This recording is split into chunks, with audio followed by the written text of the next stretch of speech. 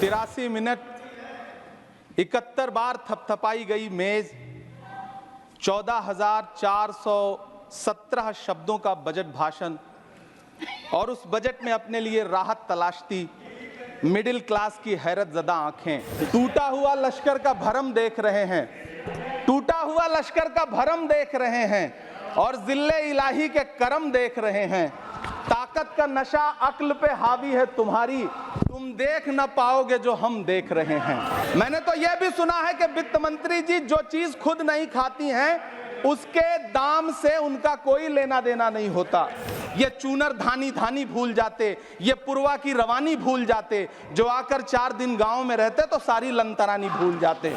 Electoral bond खरीदने के नाम छुपाने वाली सरकार, इलेक्टोरल बॉन्ड खरीदने वालों के नाम छुपाने वाली सरकार इन दिनों आम के ठेला लगाने वालों के नाम जानना चाहती है। मुझे तो होटलों, ढाबों या आम के ठेलों पर नेम प्लेट लगवाने वालों से पूछना है कि कभी खून की बोतल पर देखा है किसी का नाम लिखा हुआ? जनता ने 63 सीटें कम क्या कर दी, ये सरकार तो अमृतकाल का नाम लेना ही भूल गई। ये भूल गई है अमृतकाल को, ये भूल गई है मनरेगा को, ये भूल गई है मौलाना आजाद नेशनल फेलोशिप को, ये भूल गई है मणिपुर को, ये भूल गई है महाराष्ट्र को कि वो जो कुछ साल पहले 100 स्मार्ट सिटी बनाने का ढोल पीटा गया था, सुना है उस ढोल में पानी भर गया है, इसीलिए आपने उसका नाम बदल करके सिटीज ऑफ ग्रोथ हब्स रख दिया है। अच्छा है, नाम बदलने का खेल खेलते रहिए, आपकी कई सरकारें तो इसी वजह से चल रही हैं। 83 मिनट 71 बार थपथपाई गई मेज, 14,417 शब्दों का बजट भाषण और उस बजट में अपने लिए राहत तलाशती मिडिल क्लास की हैरत ज़दा आंखें। सभापति महोदय, मेरे हाथों में जो दस्तावेज है दरअसल ये देश के किसानों, गरीबों, मजदूरों की उम्मीदों का स्मारक है। ऐसा लग रहा है जैसे वित्त मंत्री महोदया ने बजट नहीं तैयार किया है बल्कि प्रधानमंत्री जी की मन की बात का संकलन तैयार किया है। टूटा हुआ लश्कर का भरम देख रहे हैं, टूटा हुआ लश्कर का भरम देख रहे हैं और जिल्ले इलाही के करम देख रहे हैं। ताकत का नशा अक्ल पे हावी है तुम्हारी, तुम देख न पाओगे जो हम देख रहे हैं। वित्त मंत्री महोदया ने इस बजट में महंगाई पर सिर्फ 10 शब्द बोला है। जिस देश में टमाटर 100 रुपए किलो बिक रहा हो, सभापति महोदय मेरा टाइम पॉज करें और बार बार इंटरप्ट करने को या तो मना करें। हाँ बोले, कृपया बोले। सभापति महोदय, वित्त मंत्री महोदया ने इस बजट में महंगाई पर सिर्फ 10 शब्द बोले हैं। जिस देश में टमाटर 100 रुपए किलो बिक रहा हो, उस देश की वित्त मंत्री के पास बजट में महंगाई पर बोलने के लिए सिर्फ 10 शब्द है। डीजल, पेट्रोल, आटा, चावल, दाल, सब्जी की महंगाई का तो कोई जिक्र ही नहीं। सावन चल रहा है तो प्याज और लहसुन का दाम पूछना तो शायद पाप होगा। मैंने तो यह भी सुना है कि वित्त मंत्री जी जो चीज खुद नहीं खाती हैं उसके दाम से उनका कोई लेना देना नहीं होता। लेकिन इस बार बजट पेश करने के लिए पार्लियामेंट आने से पहले वित्त मंत्री जी ने दही और चीनी खाई थी। अब तो उनसे यह पूछा जा ही सकता है कि उन्हें दही, दूध और चीनी का रेट तो इन दिनों पता ही होगा। क्या उसे सस्ता करवाएंगी या नहीं सस्ता करवाएंगी?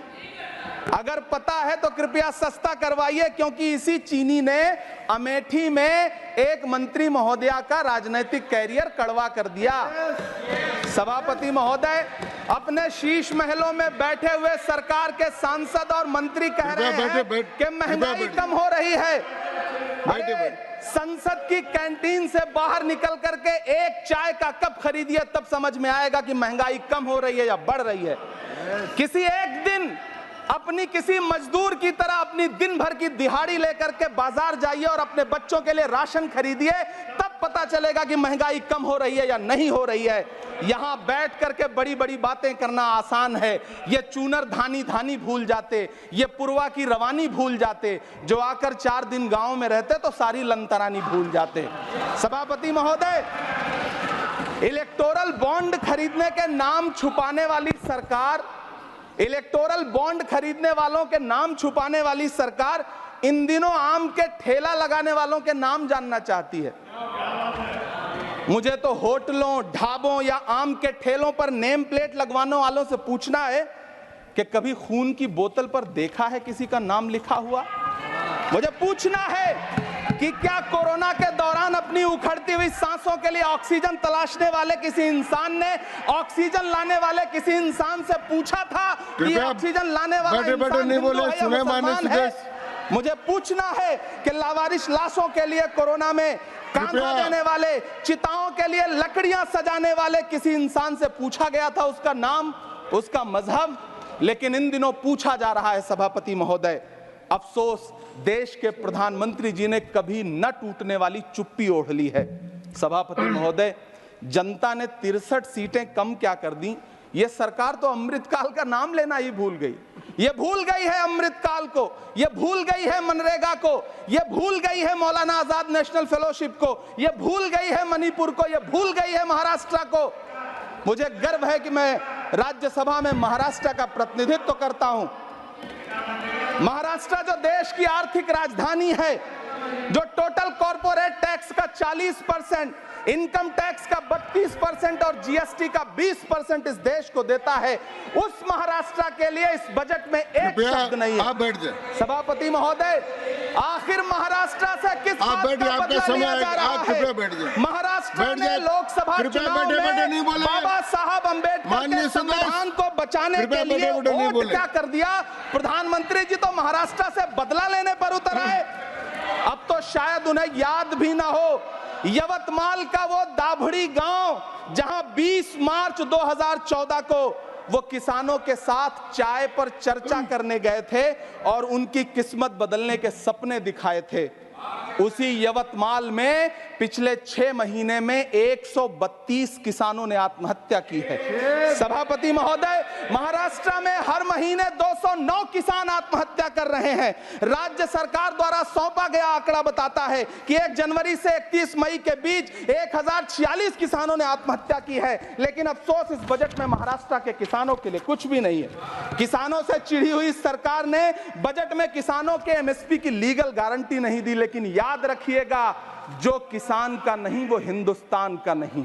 सभापति महोदय, मुझे वित्त मंत्री जी से पूछना है कि वो जो कुछ साल पहले 100 स्मार्ट सिटी बनाने का ढोल पीटा गया था, सुना है उस ढोल में पानी भर गया है, इसीलिए आपने उसका नाम बदल करके सिटीज ऑफ ग्रोथ हब्स रख दिया है। अच्छा है, नाम बदलने का खेल खेलते रहिए, आपकी कई सरकारें तो इसी वजह से चल रही हैं। इस सरकार को पढ़े लिखे लोगों से दिक्कत है सभापति महोदय, इसीलिए इस सरकार ने यूजीसी का बजट 66% कम कर दिया है। वाह रही सरकार। सभापति महोदय, मैं वित्त मंत्री जी के संज्ञान में लाना चाहता हूं कि किशनगंज में एएमयू सेंटर के पास 224 एकड़ जमीन है। यूपीए सरकार ने सोनिया गांधी जी की अगुवाई में 136 करोड़ रुपए एएमयू किशनगंज सेंटर के लिए सेक्शन किए थे। लेकिन आपकी सरकार ने पिछले 10 साल में उस 136 करोड़ में से सिर्फ 10 करोड़ रुपया रिलीज किया है। 1.5 करोड़ की आबादी वाला सीमांचल बेहतर शिक्षा के लिए उस सेंटर की बाट जोह रहा है। मेरा आपसे सवाल है कि इस सेंटर का बाकी पैसा आप कब रिलीज करेंगे? मुझे उम्मीद है वित्त मंत्री महोदया जवाब जरूर देंगी। सीमांचल उसी बिहार में आता है जिसकी बैसाखी के सहारे आपकी सरकार चल रही है। वहां के लोगों को एम्स की जरूरत है। महानंदा और कोसी से होने वाली बाढ़ की तबाही को रोकने के लिए बांध बनाइए, सीमांचल के साथ सौतेला व्यवहार बंद करिए। इकोनॉमिक कॉरिडोर बनाने से किसी राज्य का विकास नहीं होगा, विकास होगा स्वास्थ्य और शिक्षा के बुनियादी मुद्दों के लिए बजट देने पर। सभापति महोदय, एक तरफ तो इस बजट में पीएम आवास योजना के तहत 3 करोड़ अतिरिक्त मकान देने की घोषणा है और दूसरी तरफ लखनऊ के अकबर नगर में 1280 वो मकान हैं जिन्हें रिवर फ्रंट बनाने के नाम पे बुलडोजर से जमींदोज कर दिया गया। सभापति महोदय, लोग चीखते रहे, बच्चे बिलखते रहे, वसुधैव कुटुंबकम का नारा लगाने वाली सरकार इंसानों के घरौंदे उजाड़ कर जश्न जश्न मना रही है सभापति महोदय। मेरा बहुत भावुकता के साथ देश के प्रधानमंत्री से सवाल है कि इन उजड़ते हुए मकानों और बेघर होते हुए घरों को देख करके आपको नींद कैसे आती है, आप सो कैसे पाते हैं? मेरा सवाल है इस देश के प्रधानमंत्री से, या तो लोगों के घरों से उजाड़ना बंद करिए या फिर करोड़ों मकान बनाने की झूठी घोषणाएं करना बंद करिए। यह बजट झूठ का पुलिंदा है। यह बजट आपके पिछले साल के बजट का कट कॉपी पेस्ट है। यह बजट हमारे चुनावी घोषणा पत्र की नकल करने की एक बेईमान कोशिश है। लेकिन कहावत है ना कि नकल के लिए भी अकल चाहिए। मेरे हाथ में एक तरफ न्याय पत्र है जो हमारा है और दूसरी तरफ अन्याय पत्र है जो आपका है। इस सरकार को आलोचना सुनने की आदत नहीं है सभापति महोदय। जब आप इनसे सवाल पूछिए तो ये कहते हैं कि आप बताइए 70 साल में आपने क्या किया है। मैं तो इस सदन में कहना चाहता हूं सभापति महोदय कि हमसे 70 साल का हिसाब मांगने वालों, जो सरकार अपना चलाया हुआ 2000 का नोट 7 साल नहीं चला सकी, वो हमसे 70 साल का हिसाब मांगती है। सभापति महोदय, मैं अंत में आपसे यह कहना चाहता हूं, यह बजट बैसाखी पर टिकी हुई सरकार का कुर्सी बचाओ बजट है। इस बजट में राज्यों के साथ, किसानों के साथ, नौजवानों के साथ, महिलाओं के साथ, देश के मिडिल क्लास के साथ अन्याय किया गया है और इस अन्याय का खामियाजा आपको महाराष्ट्र, हरियाणा और झारखंड के चुनाव में भुगतना पड़ेगा।